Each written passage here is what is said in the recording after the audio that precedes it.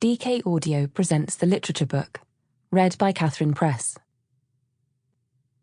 Introduction. Storytelling is as old as humanity itself. The tradition of capturing the events and beliefs of communities reaches back to a time when humans first sat by a fire and told tales. History was preserved in the form of legends and mythologies that were passed down from one generation to the next, and offered answers to the mysteries of the universe and its creation. Written accounts emerged at the same time as ancient civilizations, but at first the invention of writing met simple, prosaic functions. For example, to record transactions between traders, or tally quantities of goods. The thousands of cuneiform clay tablets discovered at Ugarit in Syria reveal the already complex nature of the written form by 1500 BCE. Writing soon evolved from a means of providing trading information to preserving the oral histories that were integral to every culture and their customs, ideas, morals, and social structures. This led to the first examples of written literature in the epic stories of Mesopotamia, India, and ancient Greece, and the more philosophical and historical texts of ancient China. As John Steinbeck so succinctly put it in his Nobel Prize acceptance speech in 1962, literature is as old as speech. It grew out of human need for it, and it has not changed except to become more needed.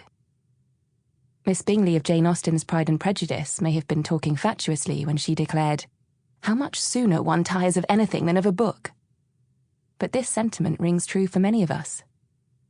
Despite the almost limitless diversions that face readers today, literature continues to satisfy a spiritual or psychological need and open readers' minds to the world and its extraordinary variety. There are works penned hundreds of years ago that continue to enchant and amuse to this day.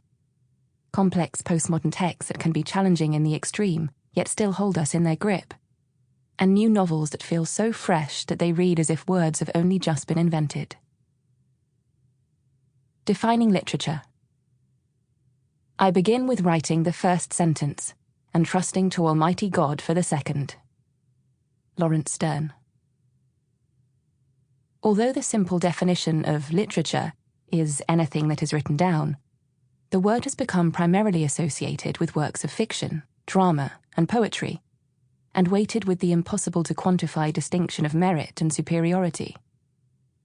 These values are intrinsic to the canon of literature drawn upon for academic study and appreciation that has been evolving since the middle of the 19th century. The term canon was borrowed from the ecclesiastical canons of authorized religious texts. The literary canon, a collection of works commonly agreed to be of exceptional quality, was formed almost entirely from familiar works of Western European literature.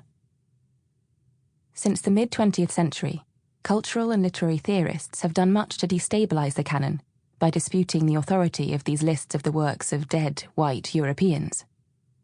The idea of a perceived canon of great works still stands as a useful framework, but rather than the term being used to define the same set of titles, it evolves with each new generation, which re-examines the ideology and power structures that underpin the selections of previous generations and questions why certain other works were excluded.